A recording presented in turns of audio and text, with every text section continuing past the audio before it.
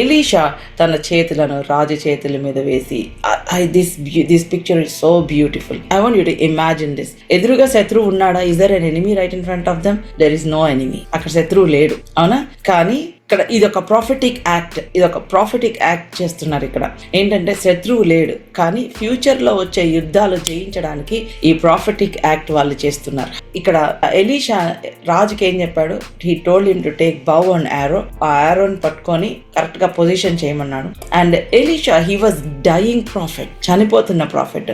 Imagine Elisha, maybe his hands all wrinkles, అంటే చేతులంతా wrinkles వచ్చేసి, maybe his hands are weak hands, but they are anointed. He laid his hands on king's shoulders. King is a warrior. King అనే ఆయన రాజు, చాలా బలవంతుడు, చాలా యుద్ధవీరుడు. కానీ Elisha చేతులు ఆయన మీద పెట్టి, ఎలీషా తన చేతులను రాజు చేతుల మీద వేసి, తూర్పు వైపునున్న కిటికీని విప్పుమని చెప్పగా అతడు విప్పినప్పుడు, ఎలీషా బాణము వేయమని చెప్పగా ఆ బాణము వేసిన, అది యెహోవా రక్షణ బాణము, సిరియనుల చేతిలో నుండి మిమ్మల్ని రక్షించే బాణము, సిరియనులు నశించినట్లుగా నీవు అపేకులో వారిని హతము చేయుదు అని చెప్పి. And then he told him to open the window and told him to shoot the arrow while the hands of Elisha were on king. చేతులు ఎలీషా ప్రవక్త యొక్క చేతులు రాజు భుజము మీద ఉంది. రాజుని షూట్ చేయమన్నాడు. ఈ బాణము, this is the arrow of the Lord's deliverance. This is the arrow of the Lord's deliverance. ఇది యెహోవా రక్షణ బాణము. That means you are not fighting this battle in your own strength అని రాజుకు చెప్తున్నాడు. Elisha was talking to the king. You are not going to win this battle with your own strength. You are going to destroy the Syrians. You are going to destroy the enemy. You are going to put an end to the enemy, but with the strength of God. దేవుని యొక్క శక్తితో. That is called targeted intercession. It's a picture of intercession. ఇది ఒక intercession, విజ్ఞాపన యొక్క picture. Remember, imagine you are in your prayer closet. You are praying. మీరు prayer closet లో ఉన్నారు. మీరు ప్రార్థన చేసుకుంటున్నారు. మీ ప్రార్థన గదిలో ఉన్నారు. మీరు ప్రార్థన చేసుకుంటున్నారు. Imagine the presence of God coming all over you. The divine empowerment is coming all over you. And you are praying. మీరు ప్రార్థన చేస్తున్నారు. Maybe right now you may not see any problem. మీరు ప్రాబ్లం చూడకపోవచ్చు. మీ ముందు ఏ సమస్య లేకపోవచ్చు. But you are praying. You are interceding. You are praying in the spirit. That means you are putting an end to that problem. You are putting an end to that cycle. You are putting an end to that pattern. మీరు ఎదుర్కొంటున్న ఆ cyclic patterns ఏదైతే మీ కుటుంబంలో జరుగుతున్నాయో, లేకపోతే సమస్యలు ఏదైతే వస్తున్నాయో దానికి మీరు ఎండ్ పెడుతున్నారు. మీరు ప్రార్థన చేస్తున్నప్పుడు, మీరు ప్రార్థన గదిలోనికి వెళ్ళినప్పుడు, remember the hands of God are upon you. The holy spirit God is in you. He is leading you. Remember this picture. You are praying for something very important in your life. You want to see answer. Do it with the help of the Holy Spirit. Do it with the help of the Holy Spirit. అక్కడ సిరియనులు ఉన్నారా? ఆ కిటికీ తీసినప్పుడు did he see any army there? Syrian army? There was none. అక్కడ ఎవ్వరు లేరు. But shoot the arrow.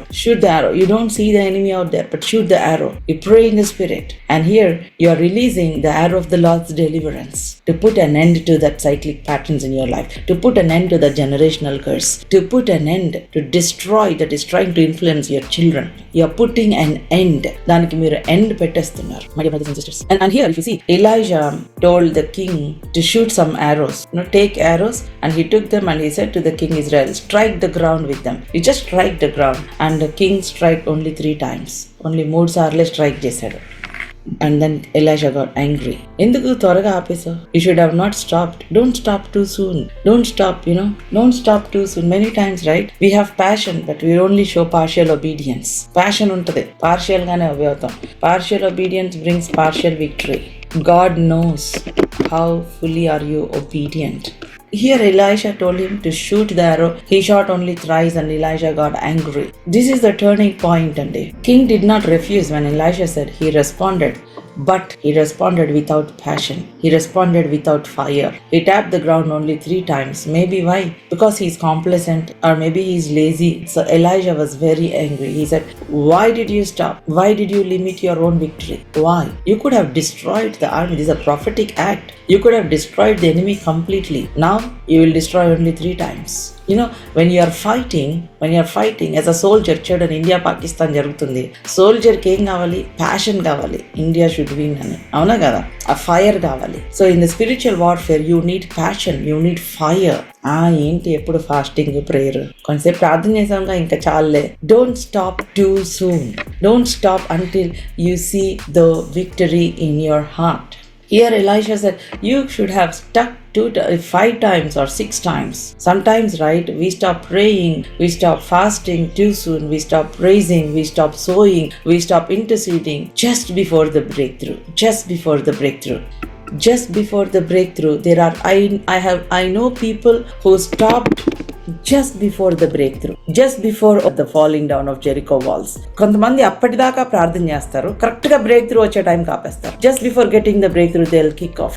King didn't know that his persistence was measured by how many arrows he was shooting. His persistence is measured by the arrows that he was shooting. తన యొక్క persistence ఎలా measure చేయబడిందో తెలుసా? ఎన్ని arrows shoot చేస్తున్నాడో దాన్ని బట్టి ఎంత పట్టుదల ఉందో మెజర్ చేస్తున్నాడు ప్రాఫిట్. నీ విక్టరీ కోసం నీకు పట్టుదల లేకపోతే ప్రాఫిట్ కి ఎందుకు ఉండాలి పట్టుదల? అవునా? నీ విక్టరీ కోసం, నీ కుటుంబంలో ఉన్న నీ విక్టరీ కోసం నీకు పట్టుదల లేకపోతే మీ పాస్టర్ కి ఎందుకు ఉండాలి పట్టుదల? If you don't have determination for your victory, why your pastor should have the determination? Pastors will have, but they will guide you. They will guide you and you have to obey. Your perseverance, your persistence is measured by the arrows that you are shooting. Hallelujah. So if you don't have determination for your own victory, don't blame anybody. Don't blame your pastor. Don't blame Elisha. నీ victory కోసం నీకు పట్టుదల లేకపోతే పాస్టర్ని blame చేయొద్దు. Pastor నిన్ను ప్రార్థన చేయమన్నారు, నువ్వు ప్రార్థన చేయాలి.